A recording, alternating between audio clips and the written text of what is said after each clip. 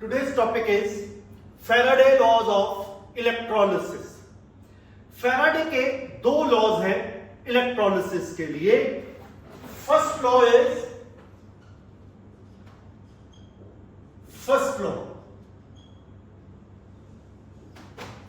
ये लॉ कहता है जब आप इलेक्ट्रोलिसिस करते हो तो इलेक्ट्रोड के ऊपर कितने ग्राम सबस्टेंस डिपॉजिट होगा.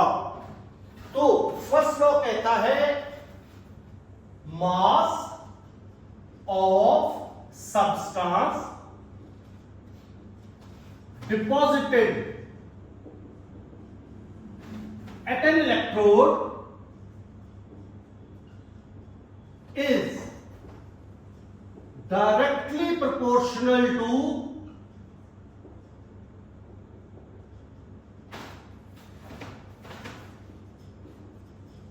quantity of electricity passed.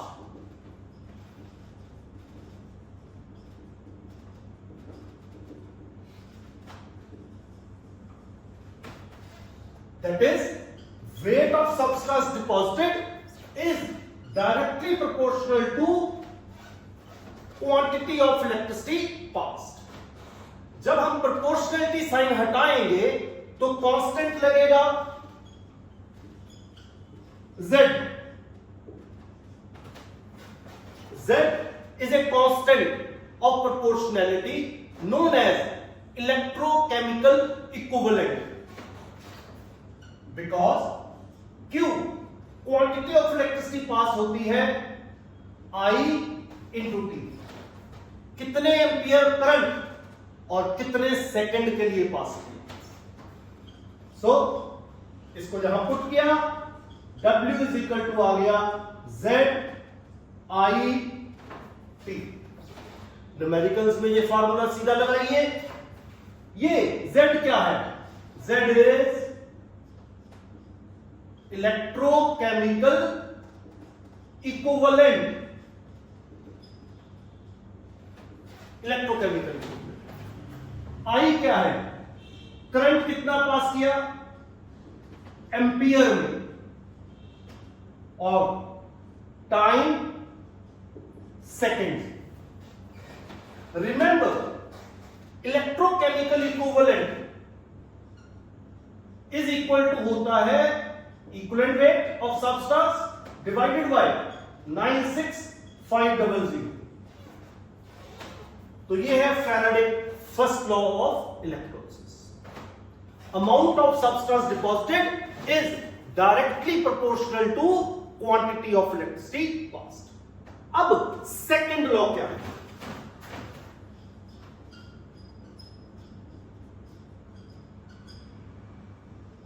Second, अगर हमारे पास दो ये सेल है, एक में है कॉपर सल्फेट सॉल्यूशन, इसकी इलेक्ट्रोलिसिस करनी है, एनोड कैथोड लगा दिए,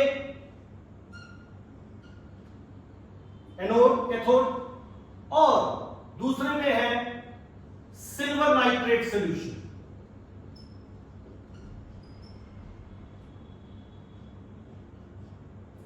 एनोड कैथोड, और इनको हमने कहा same amount of electricity pass करेंगे. तो दो सॉल्यूशन है, copper sulphate solution, silver nitrate solution. अगर हम same quantity of electricity pass करें तो यहां पे डिपॉजिट होगा कॉपर और यहां पे डिपॉजिट होगा सिल्वर. कितना? फैराडे सेकंड लॉ कहता है when same quantity of electricity is passed through two solutions connected in series, the masses of substance deposited are in the ratio of their equivalent weights. Weight of copper deposited over weight of silver deposited, it is in the ratio of their equivalent weight of copper over equivalent weight of silver. तो ये है Faraday second.